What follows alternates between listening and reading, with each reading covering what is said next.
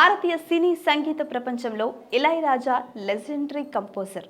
అయితే ప్రస్తుతం వినిపిస్తున్న సమాచారం ప్రకారం ఇళయరాజాకి భారతరత్న అవార్డుకు ఎంపిక చేస్తారంట. దేశం కోసం అత్యున్నత స్థాయిలో సేవలందించిన వారికి భారతరత్న అందజేస్తారు. తాజాగా వార్తల ప్రకారం ఉగాది సందర్భంగా అధికారిక ప్రకటన వచ్చే అవకాశం ఉందని తెలుస్తోంది.